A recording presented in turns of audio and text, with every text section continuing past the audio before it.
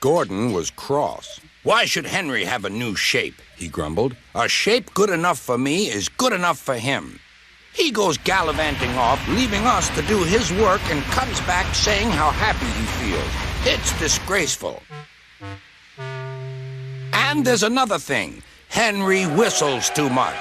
No respectable engine ever whistles loudly at stations. It isn't wrong, but we just don't do it." Poor Henry didn't feel happy anymore. "Never mind," whispered Percy. "I'm glad you're home again. I like your whistling." "Goodbye, Henry," called Gordon. "We're glad to have you with us again, but remember what I said."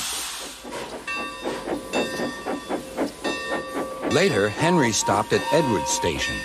"Hello, Henry," said Edward. "You look splendid. I was pleased to hear your happy whistle yesterday." "Thank you, Edward," smiled Henry.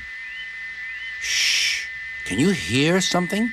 "It sounds like Gordon," said Edward, "and it ought to be Gordon. But Gordon never whistled like that." It was Gordon. He came rushing down the hill at a tremendous rate. He didn't look at Henry, and he didn't look at Edward. He screamed straight through the station and disappeared. "Well," said Edward. "It isn't wrong," chuckled Henry, "but we just don't do it." And he told Edward what Gordon had said.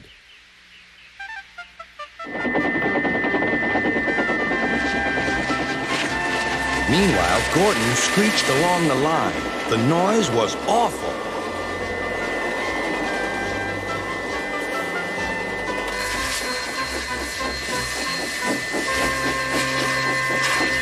At the station, everyone covered their ears.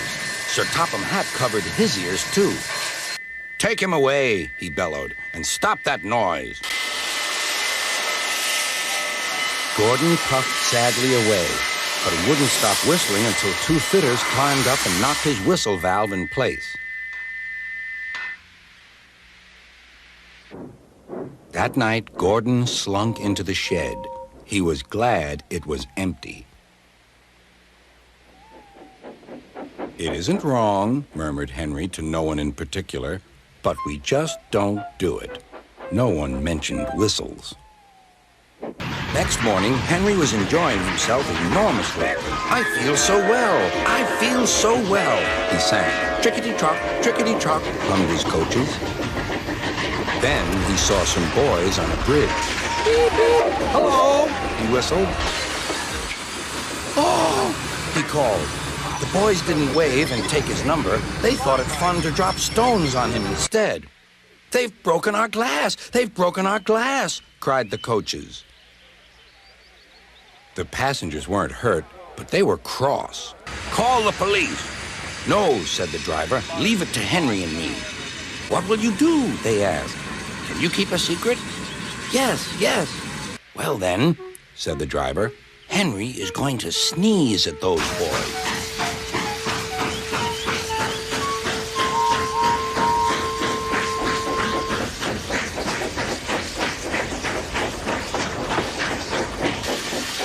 Lots of people were waiting at the station just before the bridge. They wanted to see what would happen. "Henry has plenty of ashes," said the driver. "Please keep all windows shut till we've passed the bridge. Henry's as excited as we are, aren't you, old fellow?" Henry felt more stuffed up than excited. Soon they could see the boys, and they all had stones. "Are you ready, Henry?" said the driver. "Sneeze hard when I tell you." "Now," he said.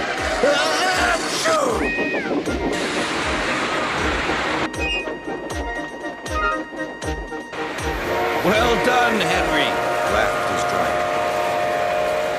Henry went home, hoping that next time he saw Gordon and the boys, they would have learned not to be so mean.